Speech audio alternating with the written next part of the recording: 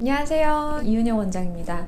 여러분, 오늘은 제 교정에 대한 이야기를 할 거예요. 제가 교정을 한다고 여러분께 영상을 올려놓고 진행 상황에 대해서 안 올라오니까 유튜브를 봐주시는 분들도 그렇고 저희 환자분들도 많이 좀 궁금해 하셔서 제가 지금 교정을 진행을 안 하고 있는데 왜 안 하게 됐는지랑 다시 진행을 하게 되는 이유에 대해서 좀 설명을 드려보려고 해요. 일단은 궁금하셨을 텐데 제가 아무 말 없이 계속 영상을 안 올리고 말씀을 안 드려서 너무너무 일단 죄송하다는 말씀을 드릴게요. 너무 죄송합니다, 여러분.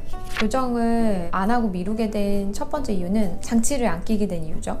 제가 장치를 끼고 처음 낀 한 2주 동안 신규 환자분들 상담을 이제 인비절라인이나 이런 것들을 하잖아요. 교정 상담을 할 때 인비절라인을 선택하시는 비중이 굉장히 적었어요. 어떤 의미냐면 인비절라인을 못할 거면 교정을 그냥 아예 차라리 미룰래, 조금 많이 뒤쪽으로 할래 이렇게 생각하시는 분들도 계시거든요. 교정을 선택을 할 때 요새는 추세가 인비절라인이나 브라켓이냐를 두고 선택을 하시는 분들도 계시지만 인비절라인으로 교정이 되는지, 인비절라인으로 교정을 했을 때 내 생활이나 이런 거에 크게 문제가 없는지를 먼저 그걸 확인을 받으시고 그 다음에 교정 자체를 고민하시는 분들도 되게 많아졌어요. 그런데 이제 그런 분들이 상담을 하시면 제가 한 2주 동안 발음이 별로 안 좋았거든요, 사실. 그래서 제가 저는 장치 낀 지 얼마 안 돼서 발음이 새거나 어색하게 느끼실 수 있어요 라고 말씀을 드려도 아무래도 계속 발음을 하면서 상담을 드리고 제 얘기를 많이 하는데 제 얘기를 이제 계속 들으시니까 뭔가 이 발음이 새고 이런 거에 대해서 조금 불편하게 느끼셨던 것 같아요.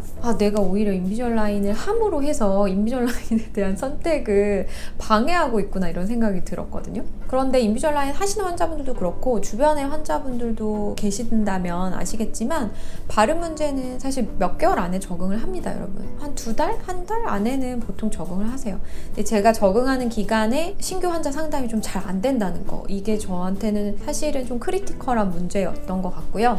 두 번째 이유는 치간 삭제를 해줄 원장님이 안 계셨다는 거예요. 제가 아래가 워낙 삐뚤삐뚤해서 인비절라인으로 공간을 생성하는 여러 가지 방법이 있는데 어금니 후방이동도 하고 악공도 벌리고 그것도 하지만 어쨌든 치아 사이도 다듬어야 돼요. 아예 안 다듬고는 못해서 치간 삭제가 들어가야 하는데 저는 치간 삭제에 굉장히 진심이거든요. 층 안 지고 깔끔하게 딱 필요한 만큼만, 딱 요구되는 만큼만 정확하게 깔끔하게 해야 된다고 생각을 해서 치간 삭제에 굉장히 진심이에요. 그래서 제가 막 우스갯소리로 저희 직원들한테 치간 삭제는 아마 내가 서울에서는 2번째로 잘할 거야 뭐 이런 얘기까지 한 적이 있는데 처음에는 게이지의 특성이나 두께에 따라서 조금 다르게 따져서 하시고 나중에 치간 삭제한 부분에다 불소도포 하시고 왜 이렇게까지 하시지? 라고 처음에 생각했던 직원들도 제가 치간 삭제를 굉장히 열심히 하고 중요하게 예민하게 생각한다는 거를 이제 저희 직원들도 다 알거든요. 근데 그런 상황에서 어쨌든 저는 이제 제 입에 치간 삭제를 할 때 제 기술을 써서 제 스킬을 가지고 할 수가 없잖아요. 처음에 저도 시도를 해봤어요. 살짝 이렇게 직접 해보는 걸로 해보려고 했는데 환자분들한테 하는 것만큼 정교하게 해지지가 않더라고요. 이렇게 스스로 하다 보니까. 그래서 어떻게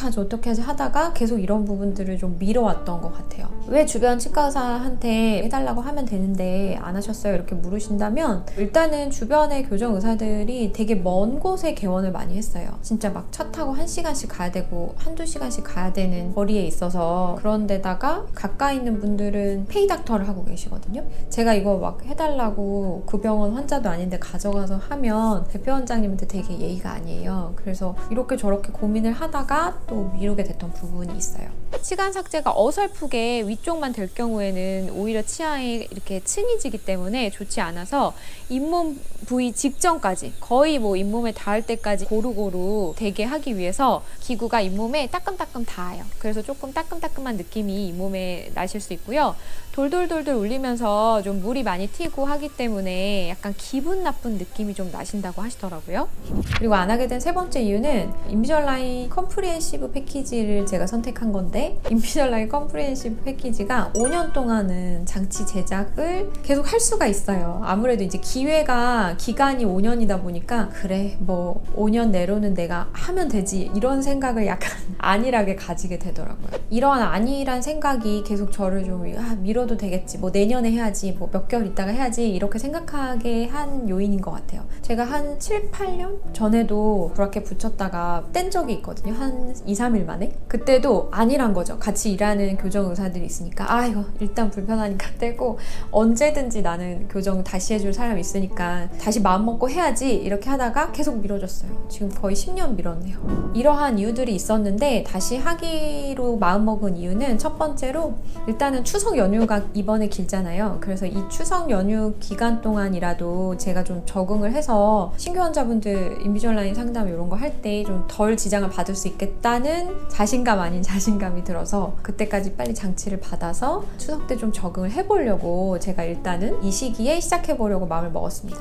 두 번째는 환자분들이 되게 동기부여를 많이 해주셨어요. 저희 병원 환자분들도 제가 교정 안 하고 있다는 거 알고 막 물어보시거든요. 원장님 왜 교정 안 해요? 이런 얘기 많이 하시는데 그런 얘기 할 때 이렇게까지 자세하게 설명을 못 드리지만 그냥 좀 이유가 있었어요 이런 말씀 드리면 원장님 이거 진짜 편해요. 원장님 꼭 시작하세요. 이거 되게 저는 좋던데? 이런 얘기를 해주시는 분들이 좀 계셨어요. 저보다 촬영도 많이 하시고 더 보여지는 직업이시고 나이도 더 많으신 분들도 훨씬 많았고 저랑 똑같이 워킹맘이시고 똑같이 바쁘신 분들이셨는데 그런 분들이 말씀해 주시니까 제가 되게 사실 부끄럽더라고요.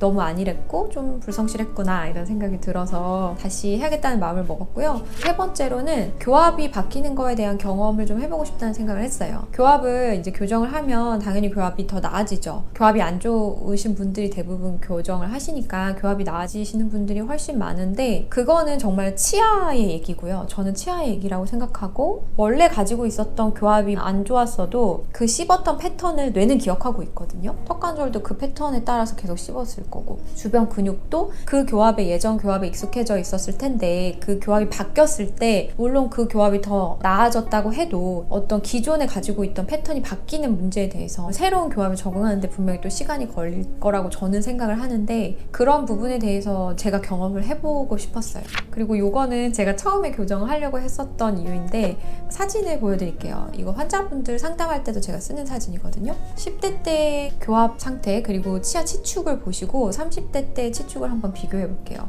30대 때는 치축이 훨씬 많이 앞으로 쏠리면서 기울어지죠. 왜 그러냐면 우리 어금니들이 전반적으로 어금니들도 그렇고 앞니도 그렇고 근심 이동한다고 하는데 나이가 들면 다 앞으로 쏠립니다. 이거는 노화 현상 중에 하나예요. 누구는 그렇고 누구는 안 그렇고 그렇지 않고요. 시간이 지나면서 그냥 다 이렇게 쏟아지는 거거든요. 제가 교정을 하려고 할 때 한참 제가 많이 이 쏠림 현상이 있었던 시기였던 것 같아요. 그래서 앞니가 굉장히 아팠고 그것 때문에 교정을 원래 빨리 해야지 이렇게 생각했던 거거든요. 근데 중간에 또 안 아파졌어요. 그래서 안 하다가 지금 다시 또 아파요. 평생에 언젠가는 교정을 해야 되는 교합이긴 하거든요, 제가. 그래서 여러분들한테 이렇게 약속을 하고 더 이상 물러날 수가 없게 지금 해야겠다는 생각이 들었습니다.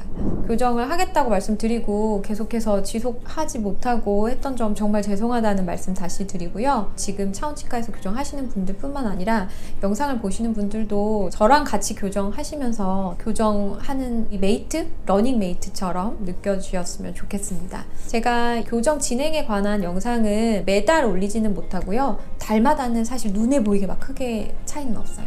2달 혹은 조금 길면 3달에 한 번씩 제 교정 상황에 대해서 보고를 드리도록 할게요.